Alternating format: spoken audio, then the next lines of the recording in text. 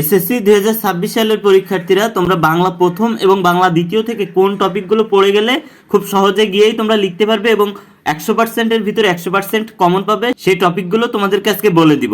ভিডিওর শেষে আমি সেই টপিকগুলো বলে দিব যে টপিকগুলো থেকে 100%ই প্রশ্ন করা হবে।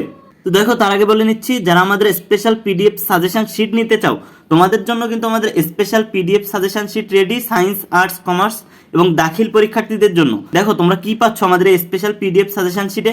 এখানে পাচ্ছ বাংলা প্রথম, বাংলা দ্বিতীয় থেকে সকল এসকিউ এমসিকিউ পেয়ে যাচ্ছ, সারাংশ সারমর্ম যে রাইটিং পার্টগুলো আছে তার সাজেশন পেয়ে যাচ্ছ এবং এমসিকিউ পেয়ে যাচ্ছ বাংলা প্রথম থেকে 250 প্লাস এবং বাংলা দ্বিতীয় থেকে পাচ্ছ 200 প্লাস, যেগুলো কভার করলে কিন্তু এর ভিতর থেকে কমন থাকবে। তোমরা যারা শেষ মুহূর্তে এসে একটা গোছানো প্রস্তুতি নিতে চাও ভালো রেজাল্ট করার জন্য, মা বাবার মুখে হাসি ফোটানোর জন্য, তারা আমাদের সকল পিডিএফ সাজেশন শিট নিয়ে এখনই পড়া শুরু করে দিতে পারো। তো যারা তোমরা আমাদের স্পেশাল সাজেশন শিট নিতে চাও তারা আমাদেরকে ইনবক্সে মেসেজ করো।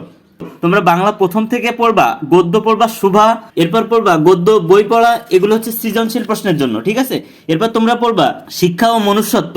এই শিক্ষা ও মনুষ্যত্ব পড়ার পর আরেকটা তোমাকে পড়তে হবে প্রত্যুপকার। এই চারটা যদি তুমি পড়তে পারো এর ভিতর থেকেই কিন্তু তোমার সৃজনশীল কমন থাকবে।